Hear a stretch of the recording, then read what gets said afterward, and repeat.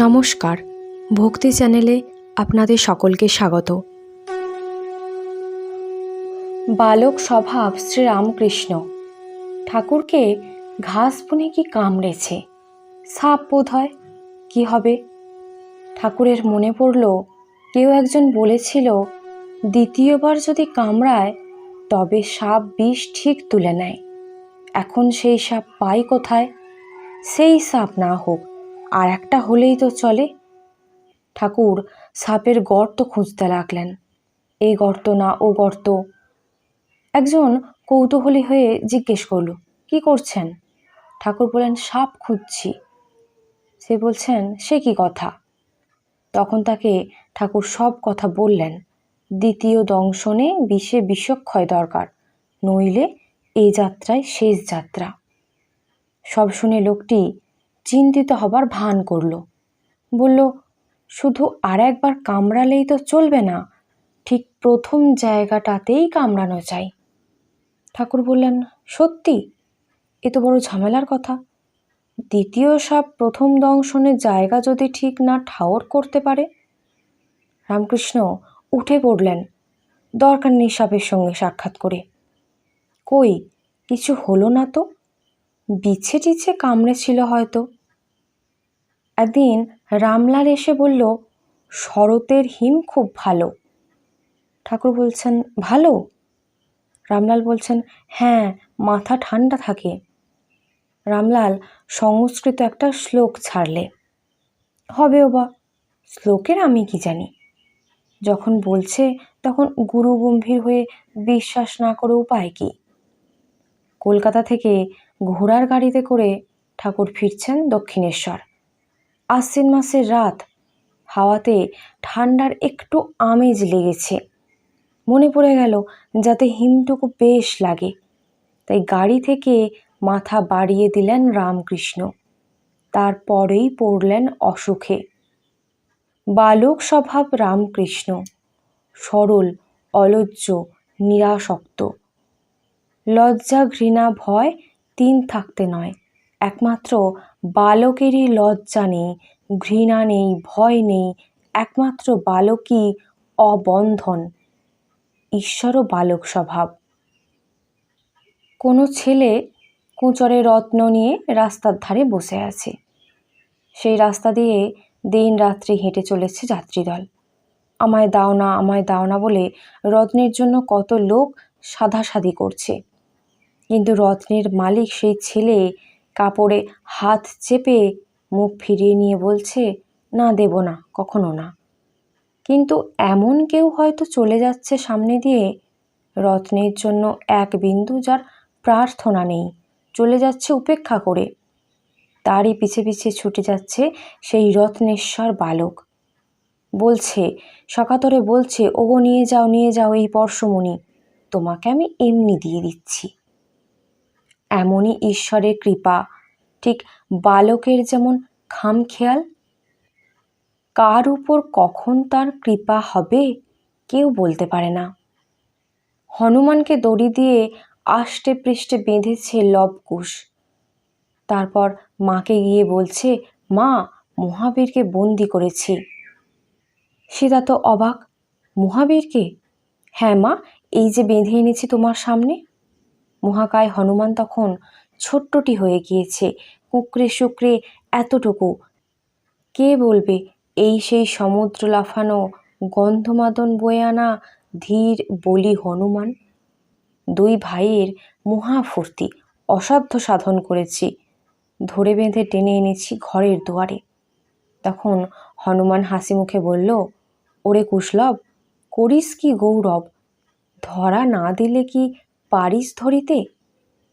রাম তনয়দের কাছে হনুমান ইচ্ছে করেই ধরা দিয়েছে, নইলে সাধ্য কি বাঁধে তারা পবন তনয়কে? তেমনি ভগবান যদি কৃপা করে ধরা দেন, তবেই তাকে ধরা সম্ভব, নচেত কিছুতে নয়, কিছুতেই নয়। কিন্তু কেমন করে তাঁর কৃপা পাবে? বালকের মতো সরল হও, অকপট হও, সেয়ানা বুদ্ধি ছাড়ো। ছেলেকে মা বলেছেন, ও তোর দাদা। ছেলের অমনি বিশ্বাস যে ও আমার দাদা, তা সে হয়তো বামুনের ছেলে আর দাদা হয়তো ছুতোর কি কামার। মা বলেছেন ও ঘরে জুজু আছে। 16 আনা বিশ্বাস ও ঘরে জুজুর আস্তানা। রামকৃষ্ণ এক বালকের গল্প বললেন। বালক বনের পথ দিয়ে পাঠশালায় যেতে বড় ভয় পায়। মাকে বলতে মা বললেন, ভয় কি, মধুসূদনকে ডাকবি। তখন বালক জিজ্ঞেস করল, কে মধুসূদন? মা বললেন, তোর দাদা। পরদিন নির্জন পথ দিয়ে যেতে যেতে যেমনি ভয় পেল, অমনি মার কথা মনে পড়ল। দাদা মধুসূদন, দাদা মধুসূদন বলে ডাকতে লাগলো বালক। কারো সারা শব্দ নেই, সব নিশ্চুপ। তখন গলা ছেড়ে কাঁদতে লাগলো বালক। কোথায় দাদা মধুসূদন, দেখা দাও, আমার হাত ধরো, আমার যে ভয় পেয়েছে। মধুসূদন আর লুকিয়ে থাকতে পারলেন না, কাছে এসে দাঁড়ালেন। বললেন, এই যে আমি, ভয় কি? হাত ধরে পাঠশালার রাস্তায় পৌঁছে দিলেন বালককে।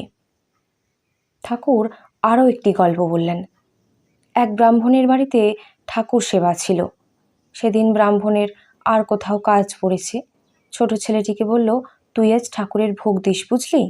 ফিরতে আমার রাত হবে। কি করতে হবে জানতে চাইল ছেলে।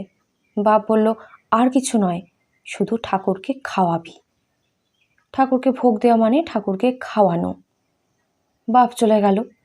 পুজোর ঘরে গিয়ে ঠাকুরকে ভোগ দিল ছেলে। কিন্তু ও কি, ঠাকুর যে চুপ করে বসে আছেন, কথাও কন না, খানও না। অনেকক্ষণ বসে বসে দেখল ছেলে, কিন্তু ঠাকুরের গা তোলবার নাম নেই। তখন সে বারবার বলতে লাগলো, ঠাকুর খাও, অনেক দেরি হয়ে যাচ্ছে, আমি আর বসতে পারছি না। ঠাকুর তবুও অনড় অচল।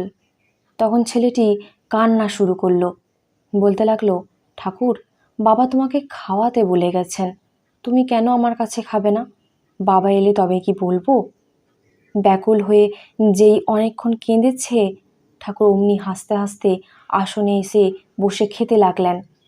ঠাকুরকে খাইয়ে সবে ঘর থেকে যখন ছেলেটি বেরিয়ে এলো, বাড়ির লোকেরা বললে, ভোগ হয়ে গেছে, এখন সেসব নামিয়ে আনো। ছেলেটি বলে, নামিয়ে আনবো কি, ঠাকুর সব খেয়েছেন। বাড়ির লোকেরা বলল, সে কি রে, কি বলছিস তুই? সরল চোখ তুলে ছেলেটি বলল, কেন? ডাকলুম, কাঁদলুম, ঠাকুর তো এসে খেয়ে গেলেন। তখন ঠাকুর ঘরে গিয়ে সকলে দেখে অবাক। ছোট ছোট ছেলের সঙ্গে খেলা করেন রামকৃষ্ণ।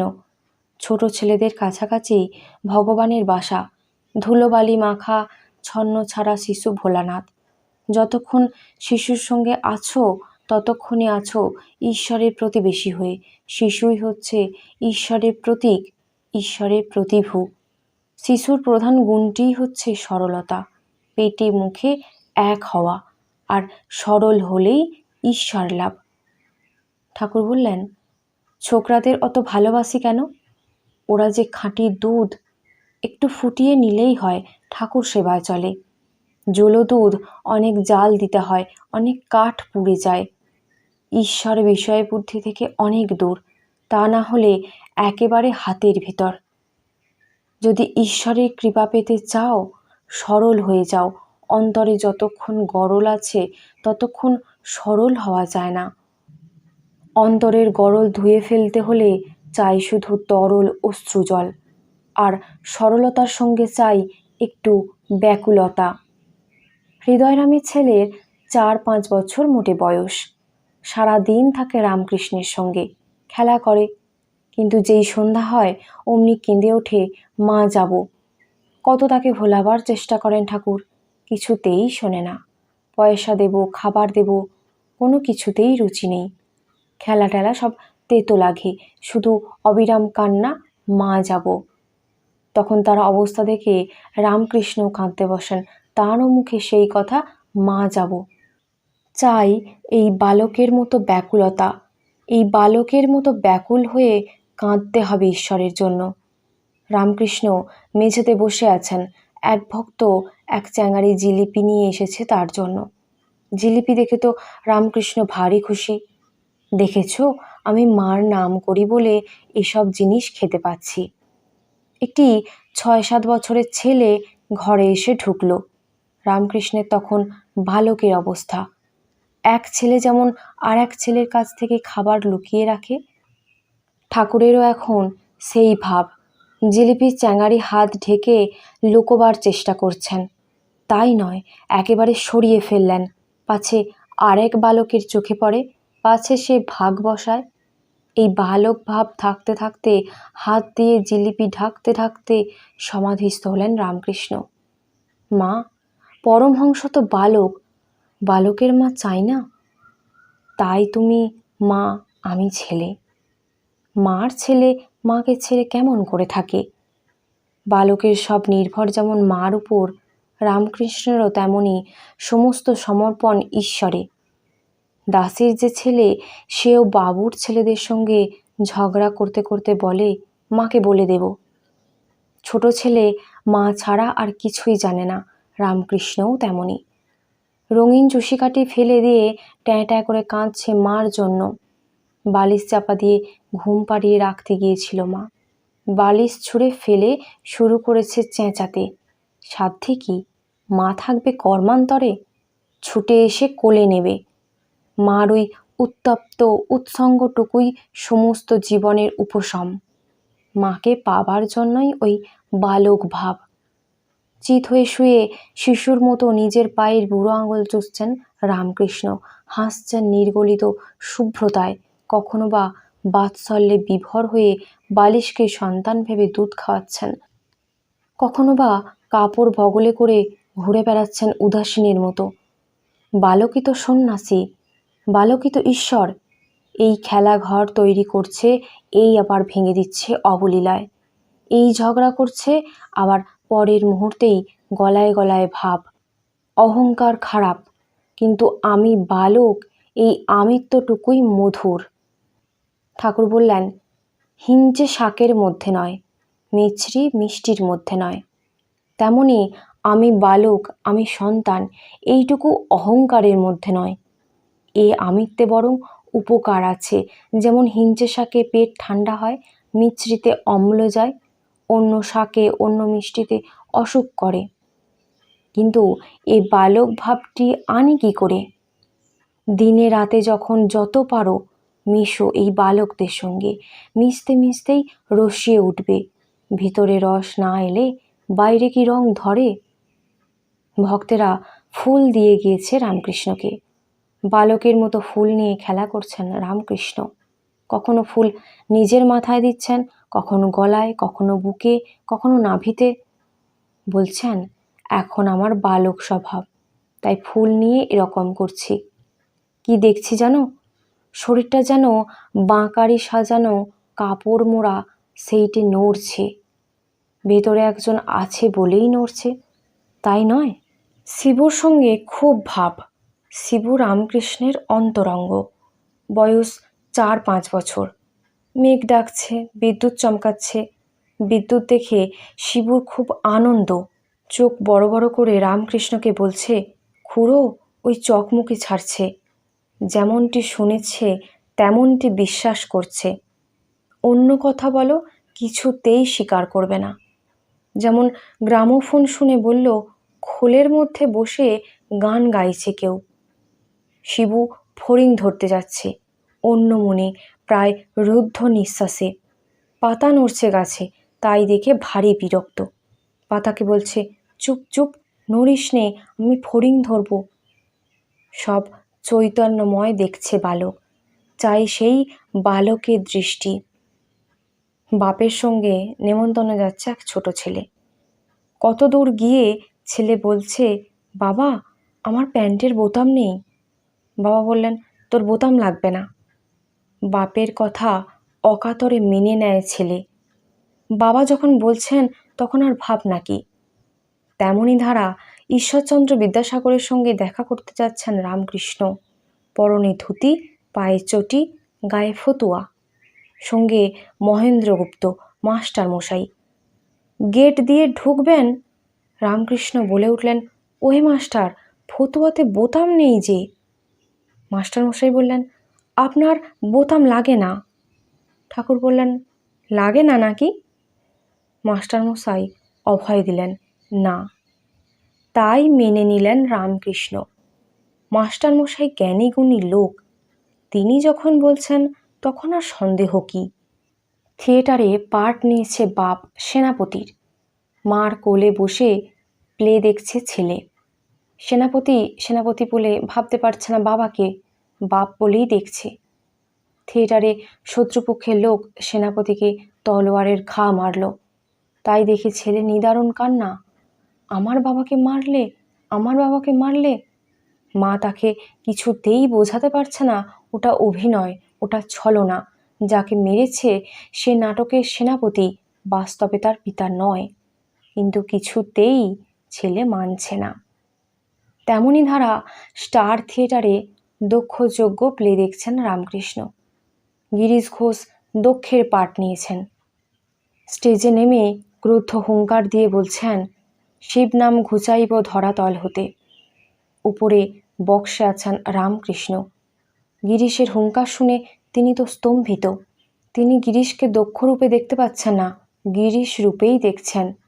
গিরিশের দম্ভোক্তি শুনে তিনি হতবাক, আসন ছেড়ে উঠে পড়লেন। শিব নাম ঘোচাবি কি রে? বলতে বলতে নেমে এলেন নিচে স্টেজের ধারে। গিরিশকে লক্ষ্য করে ভর্ৎসনা করে উঠলেন, তোকে এতদিন কি শেখালাম? তুই শিব নাম ঘোচাবি? গিরিশ করজোরে বললেন, প্রভু, এ কথা তো আমি বলছি না, দক্ষ বলছে। রামকৃষ্ণ কিঞ্চিৎ যেন আশ্বস্ত হলেন, তুই বলছিস না? গিরিশ বলছেন, না, ও দক্ষের কথা, আর দক্ষও শেষকালে শিবনাম ধরবে। ঠাকুর বলছেন, ধরবি তো, দেখিস ভুলিস নি। বালক স্বভাব রামকৃষ্ণ, অষ্টপাশ আর 3 গুণের বাইরে। ছোট ছেলে শুধু তার মাকে ডাকে, রামকৃষ্ণেরও তাই। ঈশ্বরকে ডাকাই তাঁর পূজা, শুধু ঈশ্বরের নাম করাই তার সাধন ভজন। এবার রামকৃষ্ণ বাল গোপাল হয়েছেন। কামারহাটির অঘোরমণি, 62 বছরের বুড়ি, গোপাল মন্ত্রে দীক্ষা নিয়েছে। বিশ্বের যিনি অধীশ্বর তাকে ছোট্ট শিশুরূপে, সন্তানরূপে বুকের মধ্যে আকর্ষণ করেছে। মাতৃস্নেহাতুর নিকিঞ্চন শিশু। রাত 3টের সময় জপে বসে অঘোরমণি। সেদিন জপে বসেছে, হঠাৎ কে এসে বসল তার পাশটিতে। গা কাঁটা দিয়ে উঠল। কে কে তুমি?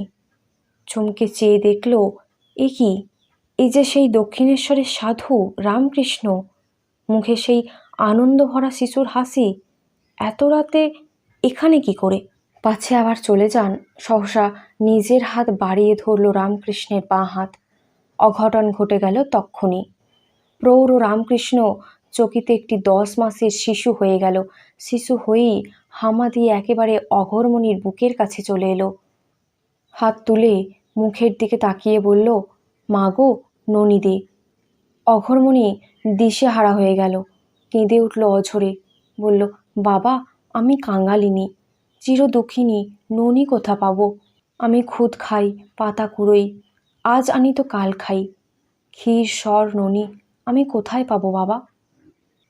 ওসব শোনবার ছেলে নয় গোপাল। অঘোরমণির হাত থেকে জপের মালা কেড়ে নিল, আঁচল টানতে লাগলো সজোরে। বায়না ধরা অবুঝ ছেলের মতো বলল, ওসব আমি জানি না। খেতে দিতে পারিস না তো মা হয়েছিস কেন? খেতে দিতে হবে। মা হয়ে সন্তানকে তুই অনাহারি রাখবি? তখন কি করে, শিকে থেকে নারকেল নাড়ু পেড়ে আনলো অঘোরমণি। গোপালের ছোট্ট হাতখানি ভরে দিল। বলল, বাবা গোপাল, এ বাসি নাড়ু, তোমাকে দিতে বুক ফেটে যাচ্ছে। কিসের বাসি নাড়ু? তৃপ্তি করে তাই খেতে লাগলো গোপাল। গোপাল বেশি রামকৃষ্ণ। সকাল হতেই অঘোরমণি ছুটল দক্ষিণেশ্বরে। গোপাল গোপাল, মুখে শুধু সেই স্নেহার্দ্র আকুলতা। ঘরে ঢুকে পড়ল, কোনো ভ্রুক্ষেপ নেই। বসল রামকৃষ্ণের পাশ ঘেঁষে। মুখে শুধু সেই বিগলিত কান্না, গোপাল গোপাল। ভাবাবেশে রামকৃষ্ণ অঘোরমণির কোলে চড়ে বসলেন। 62 বছরের বুড়ির কোলে 48 বছরের প্রৌঢ়। আসলে যশোদার কোলে গোপাল। ঈশ্বর সন্তান রূপে অবতীর্ণ, শিশুরূপে অবতীর্ণ। হে ঈশ্বর, শিশুর মতো সরল করো, সহজ করো, স্বচ্ছ করো, নির্মল করো, নিরাময় করো। তোমার খেলার সঙ্গী করে নাও। রিক্ত করো যাতে মুক্তির আনন্দে খেলতে পারি তোমার সঙ্গে। ছোট ছেলেটি হলেই তো তুমি আমাকে ধরবে, আমার ভার নেবে। আর তুমি যদি আমাকে ধরো, আমার ভার নাও, তবে আর আমার ভাবনা কি? আমাকে তখন পায় কে?